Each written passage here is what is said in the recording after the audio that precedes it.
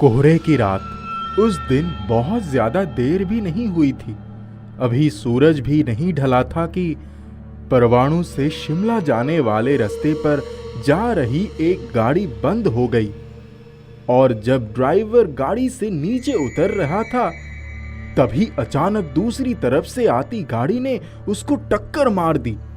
वो बहुत देर तक उसी सड़क पर पड़ा रहा। रात में पुलिस की गाड़ी उसको उठाकर अस्पताल ले गई, पर खून ज्यादा निकल जाने की वजह से उसको बचा नहीं पाए। 15 दिन के भीतर यह तीसरी दुर्घटना हुई थी। उस पहाड़ी रास्ते में कई दिनों से अक्सर कोई ना कोई दुर्घटना हो ही रही थी। लोग रात को उस रास्ते पर जाने से कतराने लगे थे।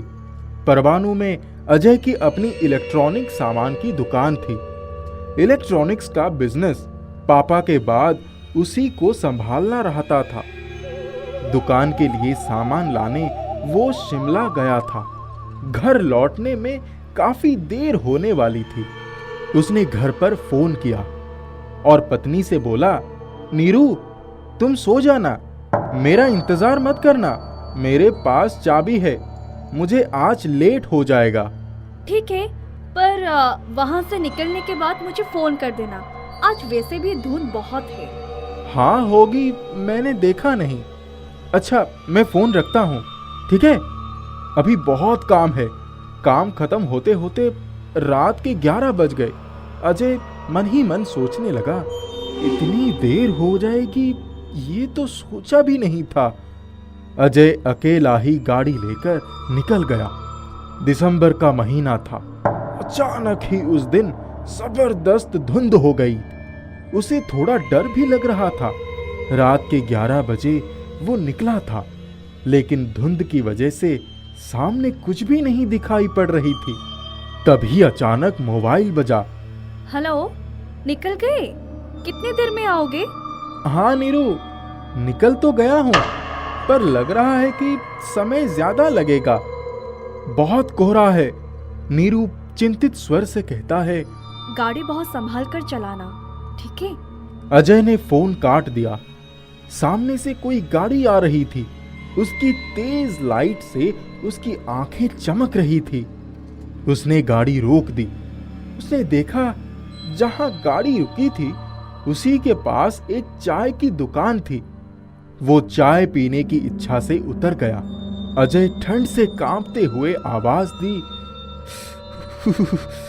जरा एक चाय और बिस्किट देना। उस चाय वाले ने कहा, साहब, आप इस रोड पर पहली बार आए हैं क्या? क्यों? वैसे इतनी रात को तो मैं कभी नहीं आया था। भैया, हम भी दुकान बंद कर रहे हैं अब। 12 बज गए क्या? उसने चाय पकड़ाते हुए पूछा। हाँ, 12 बजने ही वाले हैं। 10 मिनट बाकी है। लेकिन 12 बजने से क्या लेना देना है? उस चाय वाले ने कहा, मैं दुकान बंद कर रहा हूँ।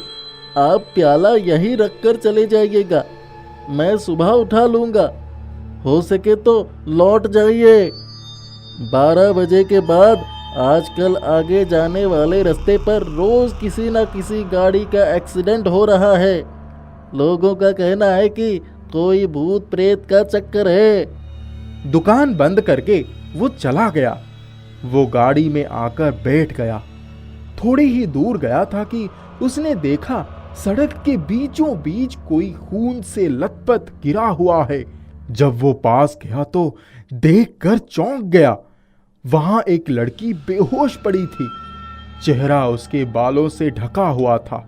एक बार तो वो चाय वाले की बात याद करके सहम गया। अजय मन ही मन बोला, कोई भूत प्रेत बेहोश होकर थोड़ी ही पड़ा होगा। उसने उस लड़की को उठाकर गाड़ी की पिछली सीट पर लिटा दिया और गाड़ी में बैठ गया। उसके अलावा दूसरा कोई चारा भी नहीं था। थोड़ी ही दूर जाने के बाद उसकी नजर सामने वाले शीशे पर पड़ी।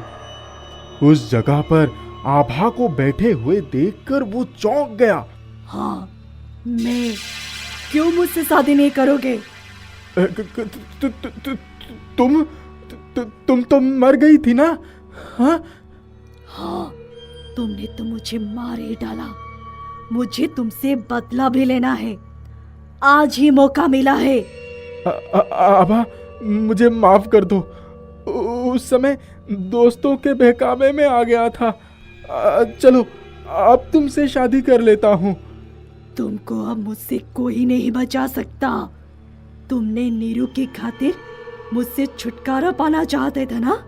तभी अजय ने अपना गर्दन पर आभा के हाथों का दबाव महसूस किया। उसके हाथ बिल्कुल ठंडे थे। अजय ने चिल्लाते हुए कहा, छोड़ दो मुझे। क्यों डर लग रहा है? किसी को मरना अच्छा नहीं लगता अजय। अजय की गाड़ी एक बिजली के खंभे से टकरा जाती है। उसका सिर डैशबोर्ड से टकरा जाता है। उसके माथे से खून का फवारा निकलने लगता है। तभी आभा की आत्मा अजय के शरीर में प्रवेश कर जाती है। फोन की घंटी बजी। हेलो अजय, तुम कहाँ हो? कितनी देर हो गई? कब तक आओगे? बस आ गया, दरवाजा खोल दो। नीरू दरवाजा खोलकर कहता है, अजय, तुम्हारे सिर से खून बह रहा है। क्या हुआ? सब ठीक है ना? वो जल्दी से फर्स्ट एड का डिब्बा लेकर आई और उसका खून साफ करने लगी। तुम मुझसे बहुत प्यार करती हो ना? नीरू ने उसकी तरफ अजीब नजरों से देखा।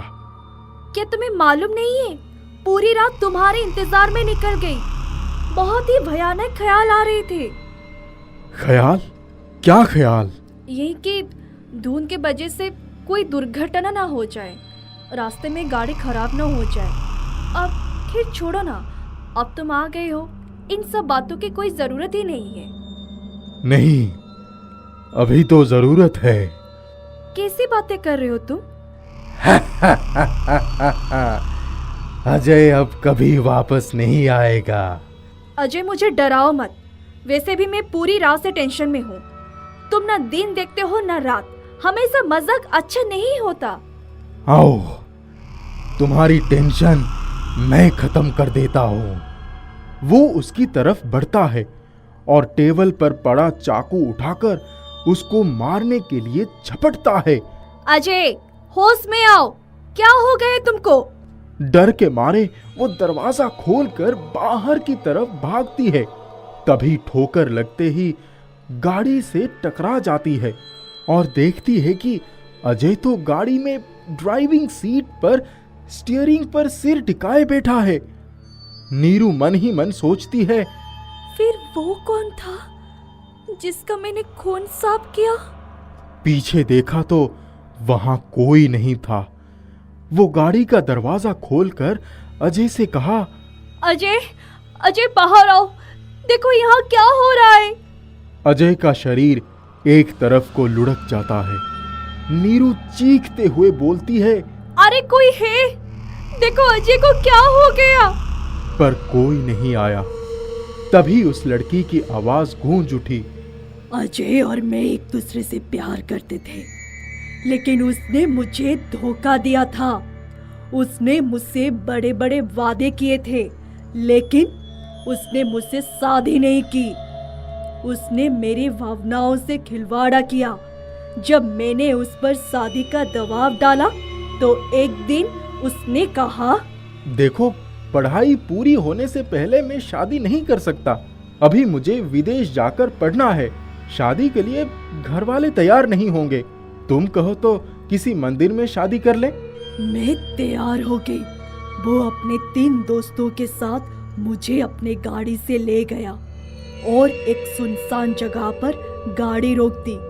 मेरी ये पूछने पर कि ये गाड़ी क्यों रोकी है, वो मेरी बाँह पकड़कर घसीटते हुए ले गया। चुप! मेरे गले की हड्डी बन गई हो तुम।